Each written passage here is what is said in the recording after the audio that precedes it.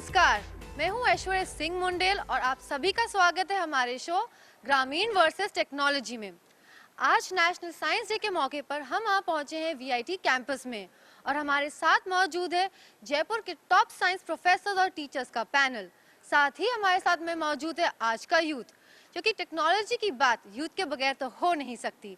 तो चलिए शुरुआत करते हैं हमारे इस शो की।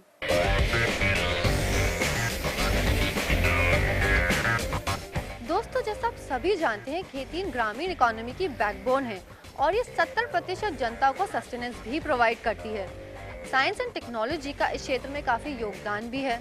1970 के ग्रीन रेवोल्यूशन के कारण भारत में अतिरिक्त अन्न की पैदावार के अलावा काफ़ी खुशहाली भी आई थी। लेकिन अब वक्त है टेक्नोलॉजी रूरल एरियाज में भी परिवर्तन करे। तो चलिए जानते हैं हमारे यूथ से उनका क्या कहना है इसके बारे में और कैसे साइंस एंड टेक्नोलॉजी इस क्षेत्र में परिवर्तन कर सकती है। आपका क्या कहना है इस बारे में? मेरा नाम रामजी कुमार है, मैं मैकेनिकल ब्रांच से हूँ। मेरा ये कहना है कि जैसे कि गांव में देखा जाता है कि खेती करने के लिए वहाँ पर तो लोग ज़्यादा शिक्षित नहीं होते हैं, लेकिन ये देखा गया है कि वहाँ पे कितना, जैसे चावल की पैदावार करनी है तो वहाँ पर पानी की कितना आवश्यकता है ये नहीं देखा जाता। जैसे हम मैकेनिकल ब्रांच से है तो मैंने ये सोचा है कि जैसे कि जो मोटर इंजन का उपयोग किया जाता है उस पैदावार को बढ़ाने के लिए, तो हम ऐसा कर सकते हैं कि उस मोटर इंजन को जितना कम से कम वो डीजल या पेट्रोल जो भी उपयोग करे और इससे किसानों को बहुत सारा फ़ायदा हो कि वो कम मूल्य में ही वो ज़्यादा से ज़्यादा पैदावार कर सके।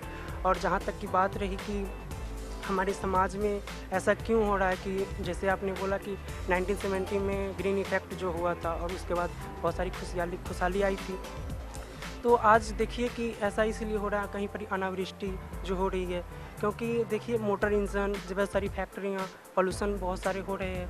पोल्यूशन होने के कारण जो हमारा इन्वायरमेंट है बहुत चेंजेज आ रहे हैं, इससे वर्षा नहीं हो रही है, जिससे कि गांव में रहने वाले को बहुत सारा दुविधा का सामना करना पड़ रहा है। जी बिल्कुल, जैसा इन्होंने कहा कि यहाँ पे बहुत सारे चेंजेस आ रहे हैं, शहरी इलाकों में काफ़ी पोल्यूशन हो रहा है, उसकी वजह से ग्रामीण इलाकों में भी इफ़ेक्ट पड़ रहा है।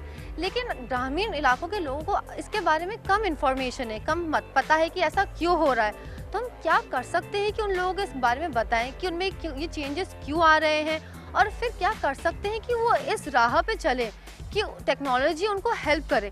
कैसे उनको अवेयर करेंगे? जी, पहली बात तो ये है कि जो गांव में रहने वाले होते हैं उनको पता ही नहीं होता है, तो कनेक्टिविटी एक ज़रूरी चीज़ है कि वो शहर से जुड़े रहे ताकि उनको पता चले। अवेयरनेस, उनको अवेयर किया जाएगा कि इंडस्ट्री से क्या नुकसानात है, क्या क्या क्या असरात आप पे पड़ सकते हैं। तो अवेयरनेस मतलब प्रोग्राम्स किए जाए, मतलब जैसे गाँव में ज़्यादातर आप देखोगे केबल अवेलेबल नहीं होगी, तो आप ऐसे शोज़ बना सकते हो जिस तरह से वो टेलीविज़न पे भी देख सकते हैं। आपका कहना है कि सरकार के अलावा और कौन सी ऑर्गेनाइजेशन है जो इनको अवेयर कर सकती है? हम जानेंगे हमारी फैकल्टी से कि उनका क्या कहना है इस बारे में। जैसे जैसे शहर बढ़ते जा रहे हैं, ग्रामीण क्षेत्र से पलायन हो रहा है लोगों का शहर की तरफ, तो इस पलायन को रोकने के लिए हमें ज़रूरी है कि ग्रामीण परिवेश में उस तरह की सुविधाएं मिलें। तो पहला तो है कनेक्टिविटी और दूसरा है सूचनाएं। तो सूचनाएं दूरदर्शन माध्यम से तो पहुंचती है, उसके अलावा यदि ग्रामीण परिवेश से शिक्षित लोग, शहरी क्षेत्र से शिक्षित लोग ग्रामीण क्षेत्रों में in the form of campaign visit करें और अवेयरनेस कराएं। लेकिन सरकार ने काफ़ी सारे से प्रोग्राम्स भी निकाले हैं और जैसे हम सभी जानते हैं, जैसे ग्रामीण इलाकों में और भी प्रॉब्लम्स हैं, बिजली, पानी, सड़कें आदि की कमी। लेकिन ये प्रॉब्लम्स रिकग्नाइज्ड हैं। अधिकतर लोगों को ये नहीं मालूम है कि टेक्नोलॉजी कैसे उनको हेल्प कर सकती है इन प्रॉब्लम्स को सॉल्व करने में।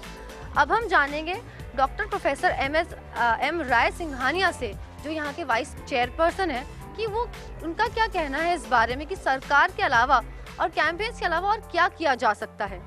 कई ऐसे एनजीओज हैं जो इस क्षेत्र में काम कर रहे हैं और वो अवेयरनेस वहाँ क्रिएट कर रहे हैं। वैसे अगर ध्यान से देखा जाए तो जितने अपने रेडियो है उस पर इस तरीके की काफ़ी इन्फॉर्मेशन आ जाती है जिससे उनको बताया जाता है किस तरीके से वो कम बिजली से अच्छे पंप इस्तेमाल कर सकते हैं, किस तरीके से वो अपनी बिजली छोटे छोटे उद्योगों के लिए खुद जनरेट कर सकते हैं बायो गैस के मीडियम से या कुछ सोलर के मीडियम से, और किस तरीके से अपने बच्चों को और फैमिलीज़ को भी पढ़ा सकते हैं टीवी और उसके माध्यम से। आज के इस बढ़ते ज़माने में जहां टेक्नोलॉजी ने हाइट्स रीच कर दी है, आपको बता दें 1930 से लेकर आज तक भारत ने काफ़ी विकास देखा है और भारत के हज़ारों इंजीनियर्स, डॉक्टर्स, IITs की पूरे विश्व भर में मांग है।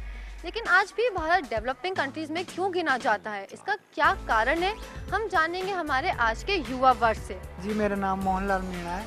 आप कहाँ से हैं? जी, मैं इसी क्षेत्र से बिलोंग करता हूँ और मैं इस के बारे में ये कहना चाहूँगा कि गाँव को अगर टेक्नोलॉजी के बारे में अधिक से अधिक जानकारी उनको प्रोवाइड कराई जाए तो वह उसका अच्छी तरह से यूज कर अपने क्षेत्र में विकास कर सकते हैं।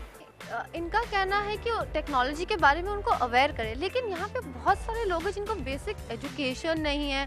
टेक्नोलॉजी तो काफ़ी थोड़ा सा एडवांस लेवल पे आ जाता है नहीं, तो हम जाने हम इन्हें पहले बेसिक एजुकेशन कैसे प्रोवाइड करेंगे। आज के युवा वर्ग होते हुए इनकी तरफ से क्या इनिशिएटिव्स आ सकते हैं कि आज के ग्रामीण क्षेत्र के लोगों को अवेयर कर सकें। आप क्या कर सकते हैं? इनका तो कहना ही अवेयर करेंगे, आप क्या करेंगे और कैसे करेंगे उन लोगों को अवेयर? एक्चुअल में अभी फ़िलहाल में हमारे कॉलेज में VSS Vivekananda social service club start हुआ, जिसमें अभी हम लोग कुछ दिन पहले ग्रामीण इलाकों में गए थे, जैसे यहाँ गुनेर दातली साइड में, तो वहाँ पे एजुकेशन का प्रॉब्लम है, पानी, इलेक्ट्रिसिटी, ये सब का प्रॉब्लम है। उसके लिए हम लोग अपने तरफ से गए हुए थे, कॉलेज के कुछ लड़के, और उनको कुछ बताए, आइडिया बताए, मतलब बताते हैं कि आइडिया कैसे मिले, बच्चों को स्कूल भेजो, पढ़ाओ, खुद से भी पढ़ाओ, अगर माँ बाप पढ़े हुए हैं तो वो पढ़ाते हैं, ऐसे आइडिया हम लोग कुछ दिन पहले अभी जाके दिए थे। हमारा यूथ तो कहता है कि वो खुद इनिशिएटिव्स लेंगे, स्कूल्स और कॉलेजेस के द्वारा ऑर्गेनाइज प्रोग्राम्स, कैंपेन्स के जरिए वो जाते रहेंगे जब भी उन्हें टाइम मिलेगा। हम जानेंगे हमारी फैकल्टी से कि उनकी ऑर्गेनाइजेशंस, इंस्टीट्यूशंस के अलावा सरकार क्या कर सकती है ऐसे इनिशिएटिव्स के लिए। रूरल एरियाज़ में यदि हमें डेवलपमेंट की बात करनी है तो सबसे इम्पॉर्टेंट है वहाँ के यूथ को कनेक्ट किया जाए, और यूथ को कनेक्ट करने के लिए बेस्ट सोल्यूशन ये है कि हम उनके लिए कैंपेन उनके लिए ऑर्गेनाइज करें। लाइक स्मॉल स्केल लेवल पे भी टाइम पर ये सरकार जो है ऑर्गेनाइज करती रहती है ट्रेनिंग प्रोग्राम्स, जिसमें उनको लेटेस्ट टेक्नोलॉजी, ITI से रिलेटेड जो टेक्नोलॉजीज़ हैं उनसे अवेयरनेस मिले। बिकॉज यदि यूथ आपका एजुकेटेड हो गया, टेक्नोलॉजी से अवेयर हो गया, तो वो रेस्ट ऑफ द थिंग्स तो वैसे ही सेटल डाउन। क्या सुझाव हैं कि इन ग्रास रूट लेवल के लोगों को भी इंटरनेट के जरिए से हम कनेक्ट कर सकते हैं? हम जानेंगे हमारे अगली faculty professor doctor RK Khanna से, जो डीन है यहाँ रिसर्च सेक्टर में। जी सर, आप क्या कहेंगे? मैडम, मेरे ओपिनियन इन सब से थोड़ी सी भिन्न है। जब तक हम यूथ को इंडियन टेक्नोलॉजी से नहीं जोड़ेंगे और खाली हम वेस्टर्न टेक्नोलॉजी को ही लेकर बातें करते रहेंगे तो इंडिया कभी डेवलप नहीं होगा। मेरी मान्यता है कि American scientist will never think of Indian conditions. हमें हमारी R&D खुद की डेवलप करनी होगी और बाहर से बोरोड R&D पर हम बहुत ज़्यादा आगे नहीं बढ़ पाएंगे। ठीक है, हम वेस्ट के पिछलगू के रूप में देखे जाने लगेंगे, लेकिन हमें एक लीडर बनना है तो हमें अपनी टेक्नोलॉजी, पुरानी टेक्नोलॉजी को रिवाइव करके आज के प्रेजेंट कॉन्टेक्स्ट में उसे जोड़ना होगा। हमने एक इनोवेशन हब बनाया है, वहाँ पर हमारे नए विद्यार्थी जो हैं, यंग स्टूडेंट्स हैं, उनको नए नए चीज़ों से जोड़ने की कोशिश कर रहे हैं और उनके माइंड को आगे एक नया विजन देना चाह रहे हैं। And they can identify their problem and solution without looking to the western aspect. बिल्कुल, खन्ना साहब ने बिल्कुल सही कहा। इसके साथ साथ हमें जो करना है कि जो रूरल एरियाज़ के प्रॉब्लम्स हैं regarding the pollution and regarding the use of proper manure, regarding the use of minimum water, कम से कम पानी इस्तेमाल करना, ऐसी टेक्नोलॉजीज़ को ऐसे इंस्टीट्यूशंस में डेवलप करके हमारे यूथ जाएं और उन टेक्नोलॉजी को वहाँ पर ट्रांसफ़र करें वहाँ पर, तो जिससे वहाँ पर उसका इस्तेमाल हो सके। टेक्नोलॉजी का ट्रांसफ़र करना बहुत ज़रूरी है और ऐसी टेक्नोलॉजी ऐसे इंस्टीट्यूशंस में डेवलप हो, उनकी नीड्स को देखते हैं। प्रोफेसर ने बिल्कुल सही कहा कि टेक्नोलॉजी का ट्रांसफ़र होना बहुत ज़रूरी है और ऐसे इंस्टीट्यूशंस काफ़ी मेहनत कर रहे हैं टेक्नोलॉजी को ट्रांसफ़र करने के लिए। लेकिन मेरा एक क्वेश्चन है, राजस्थान सरकार की department of science and technology की साइट के अनुसार इंडिया रिसर्च की फील्ड में काफ़ी टॉप रैंकिंग कंट्रीज़ में से एक है और साइंस एंड टेक्नोलॉजी का इस क्षेत्र में काफ़ी योगदान है। और उनका ये भी कहना है कि आज के रीसेंट डेवलपमेंट्स हमारे कॉमन मैन और ग्रास रूट लेवल के लोगों को ध्यान में रखते हुए किए जा रहे हैं। पर ये बात किस हद तक सही है, पहले हम जानेंगे हमारे यूथ से और फिर जानेंगे हमारे पैनल से कि वो क्या कर सकते हैं, कैसे मोटिवेट कर सकते हैं हमारे यूथ को इस इनिशिएटिव को आगे बढ़ाने में। मैम मेन पॉइंट ये है कि जो स्कूलों में एजुकेशन दी जाती है वो सही तरह की एजुकेशन नहीं है, बल्कि टीचर भी इतने क्वालिफाइड नहीं है जो स्कूल में पढ़ाए जा रहे हैं। जबकि वो क्या जाता है ना, बिल्डिंग बनानी हो तो जब तक उसकी नींव नीचे से ठीक नहीं हो तो बिल्डिंग सही नहीं होती। जबकि स्टूडेंट पूरा सही तरह से तैयार नहीं होगा तो वो आगे जाके टेक्नोलॉजी बहुत एडवांस होगी, वो तो बात की बात रही। स्टार्टिंग में ही उसको उसकी चीज़ के बारे में पता नहीं है तो फिर वो टेक्नोलॉजी तक पहुँचेगा कैसे। बल्कि ये सरकार को करना है, जितने भी एजुकेशन इंस्टीट्यूशंस हैं वहाँ पे जो फैकल्टीज़ हैं उनको कम से कम ऐसा बनाया जाए कि वो स्टूडेंट की नींव तक जाएं, उनको अच्छी तरह से प्रिपेयर करें हर चीज़ के लिए। हमारे यहाँ के एक स्टूडेंट ने बहुत ही सही बात कही है कि जब तक किसी चीज़ की नींव स्ट्रॉन्ग नहीं होती उसकी फुल फाउंडेशन भी अच्छी नहीं बन सकती, उसको हम डेवलप नहीं कर सकते।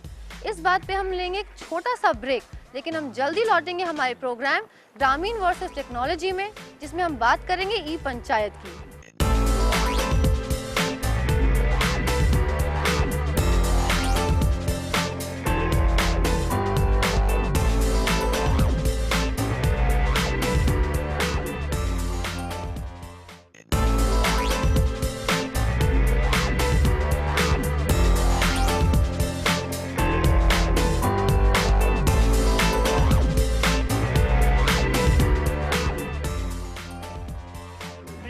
स्वागत है आप सभी का हमारे इस खास प्रोग्राम ग्रामीण वर्सेस टेक्नोलॉजी में।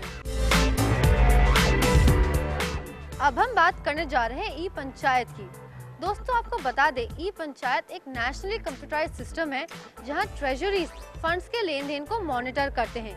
ये एक ऐसा प्लेटफॉर्म है जहां ग्रामीण लोग इंटरनेट के जरिए से एक दूसरे को कनेक्ट कर सकते हैं। लेकिन क्या फ़ायदा इस टेक्नोलॉजी का जब यहाँ के ग्रास रूट लेवल के लोगों को बेसिक एजुकेशन ही नहीं है? कैसे ये high and technology two way काम कर सकती है जब इनके पास में बेसिक एजुकेशन ही नहीं है? चलिए जानते हैं हमारे यूथ से क्या किया जा सकता है, क्या सरकार कर सकती है इन ग्रामीण इलाके के लोगों को बेसिक एजुकेशन प्रोवाइड करने के लिए। सिंपली अगर ये कहा जाए कि एक इंजीनियर की हम बात करते हैं, इंजीनियर कई ऐसे भी हैं जो मेरे ख्याल सारे ही इंजीनियरिंग कर रहे हैं आजकल। ये नहीं कि कोई भी आ रहा है वो इंजीनियरिंग कर रहा है वगैरह।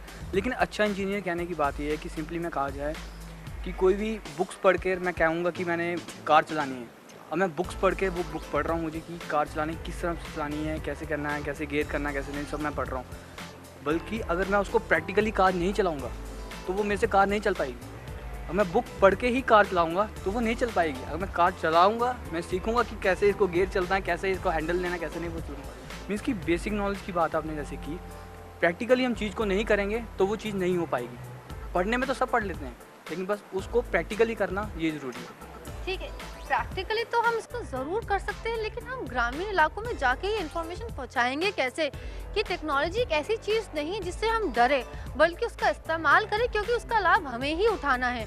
सर, आपका क्या कहना है कि सरकार और कैसी स्कीम्स निकाल सकती है जिससे कि इन इलाकों के लोगों को इन्फॉर्मेशन प्रोवाइड हो और इस टेक्नोलॉजी का वो इस्तेमाल भी कर सकें? अभी आज के परिप्रेक्ष्य में देखा जाए तो मोबाइल का जो यूज़ है वो ग्रामीण परिवेश में भी काफ़ी बढ़ गया है। तो यदि छोटी छोटी एप्लीकेशंस जो मोबाइल बेस्ड हों वो आज के यूथ के लिए है, तो आज का यूथ इस तरह की एप्लीकेशंस डेवलप करे और वो आम आदमी जो कि या तो गांव में बैठा है या शहर में बैठा है उस इंफॉर्मेशन को एक्सचेंज कर पाए, वह यूज़ कर पाए। तो इस तरह की काफ़ी अपार संभावनाएं हैं और काफ़ी डेवलपमेंट हो रहा है। जो स्मॉल स्केल पे लोग बाग छोटे छोटे प्रोग्राम्स बनाते हैं, अपने ऐप्स बनाते हैं, वो यूज़ करके टेक्नोलॉजी ट्रांसफ़र एक जगह से दूसरी जगह काफ़ी आसानी से बढ़ सकती है।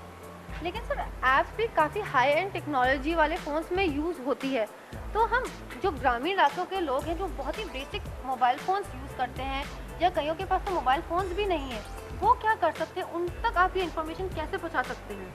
उनके पास इंफॉर्मेशन पहुंचाने के लिए आजकल सस्ते रेडियो अवेलेबल हैं, सस्ते अपने टेलीविज़न्स अवेलेबल हैं। वहाँ पर अपने कम्युनिटी हॉल्स में ऐसे लगाए जा सकते हैं टेलीविज़न्स, जिनको देख करके शाम को जैसे पंचायत लगती थी उस तरीके से उनका ऐसे टाइम फिक्स हो जाए, वहाँ पर आकर के देख सकते हैं। आजकल टेलीविज़न्स तो हर एक घर में हैं और उस तरीके के अगर प्रोग्राम जैसे आपकी टीवी कर रही है उसी तरीके के टीवी और भी बनाएं तो मैं समझता हूँ ये पूरी समस्याएं हल हो सकती है उनके पास जाकर के।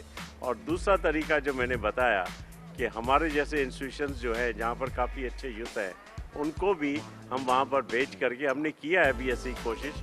अभी गौनेर में गए थे, अलग अलग ग्रुप गए थे, वहाँ की उनकी समस्याओं को सुना और उनको सुझाव देने के लिए यहाँ कुछ ऐसी टेक्नोलॉजी थी, यहाँ कुछ ऐसे एंटरप्रेन्योर्स भी हम डेवलप कर रहे हैं जो उनकी सुविधाएं क्रिएट करेंगे और उनको जाकर के वहाँ सिखा करके उनको ट्रांसफ़र करके आएंगे। और जो डेवलप हो गई हैं वो भी इन्हीं के थ्रू ही हो सकती है, हमारा यूथ ही। लेकिन अब उनको मोटिवेट करना पड़ता है अपने यूथ को कि जाएं वो गांव में, क्योंकि आजकल तो समस्या ऐसी है कई सालों से है कि डॉक्टर पढ़ने के बाद गांव में नहीं जाना चाहता। लेकिन कई ऐसे सख्ती या ऐसे कोई कानून बना रही है सरकार जिससे उनको गांव में जाना पड़े, क्योंकि अब निकट भविष्य में भी एक निकाला है उन्होंने कि डॉक्टर को पहले 5 साल जाकर के गांव में सर्विस करनी पड़ेगी, उनको सुविधाएं देनी पड़ेगी। उसी तरीके के इंजीनियर्स का भी हम लोग कर सकते हैं कि कुछ साल के लिए वो वहाँ की डेवलपमेंट में लगे। यहाँ तो हर कोई वाइट कॉलर बन जाता है।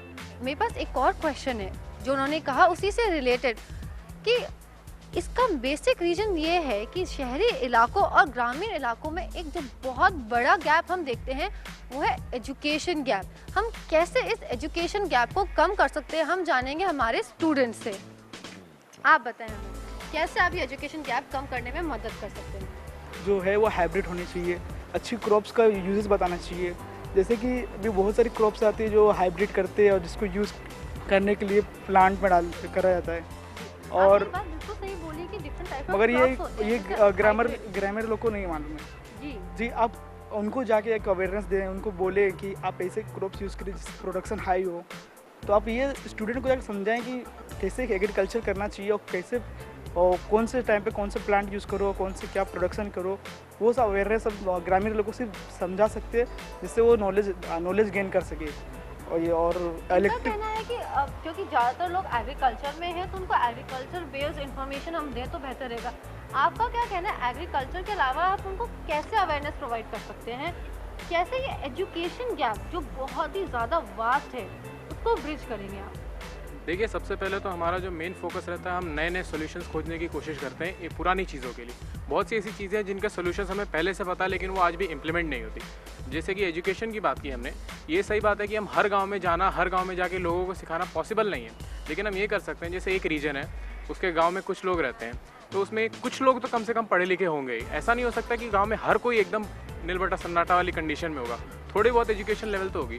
तो आप एक गांव से 2 या 3 लोग ऐसे इकट्ठा कर सकते हैं। आप एक एक ग्रुप में, एक ज़िले में या फिर एक छोटे से एरिया में ऐसी एक क्लासेस लगा सकते हैं जहां पहले आप इनको सिखाएं और ये जाके वापस अपने फ्री टाइम में गांव में दूसरों को सिखा सकें। जैसा कि इन्होंने कहा कि बेसिक एजुकेशन होना ज़रूरी है, लेकिन इसके साथ मेरे पास एक और क्वेश्चन है। एक सर्वे के अनुसार अधिकतर स्कूलों में थ्योरेटिकल ही मेथड्स यूज़ किए जाते हैं पढ़ाने में और टीचर्स अपने स्टूडेंट्स को क्वेश्चंस पूछने के लिए एनकरेज नहीं करते।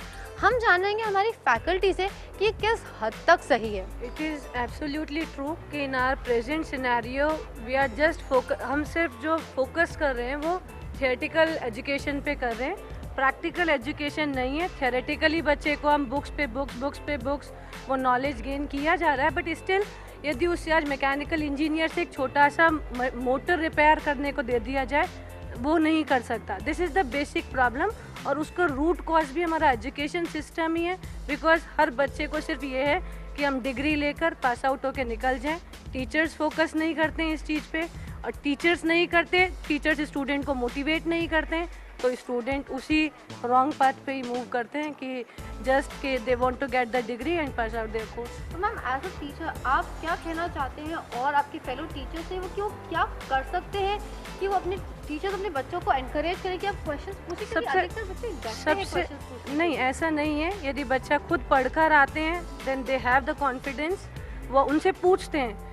बट ये है कि उसके लिए पहले स्टूडेंट का बेस स्ट्रांग होना बहुत ज़रूरी है। स्टूडेंट उसका मीन्स द पॉइंट इज़ अभी कि स्टूडेंट ने बोला भी था कि फाउंडेशन ही वीक चल रही है। स्कूल पे उनको इनकम्प्लीट नॉलेज दी जाती है, उनको कभी उन्होंने लैब्स देखा नहीं, प्रैक्टिकल वर्क किया नहीं। डायरेक्टली हम उनको प्रैक्टिकल का एक्सपोजर देते हैं तो वो समझ नहीं पाते। Again the point is same, the rural background से बच्चा आता है। इस केस में मैं ये कहना चाहूँगी हम ब्रेन ड्रेन को रोकें। यदि रूरल बैकग्राउंड का जो बच्चा एजुकेट होकर यहाँ आया है उसको इस तरह से मोटिवेट किया जाए, वो अपने सेक्टर में जाके या अपने विलेज में जाके उन स्टूडेंट्स या वहाँ के लोगों के लिए कुछ ऐसा वर्क करे जिससे उनका और बेटरमेंट हो। जैसा मैम ने कहा, टीचर्स को स्टूडेंट्स को एनकरेज करना चाहिए और सवाल पूछने के लिए। दोस्तों, भारत में एक किसान को विज्ञान एक अर्थहीन वर्ड लग सकता है, लेकिन अगर इसे साइंस के संदर्भ में लिया जाए, ग्रामीण संदर्भ में लिया जाए, तो साइंस उसके लिए एक उचित वर्ड लगने लगता है। आज हमने ये तो जान लिया हमारा यूथ क्या कर सकता है ग्रामीण क्षेत्र के लोगों को अवेयर करने के लिए, और कैसे हमारे टीचर्स उनको एनकरेज करेंगे कि वो और जाके इनिशिएटिव्स लें और ग्रामीण इलाकों के लोगों को अवेयर करें। दोस्तों, आज के लिए सिर्फ इतना ही। हम आपसे फिर मिलेंगे एक नए शो में। तब तक के लिए नमस्कार।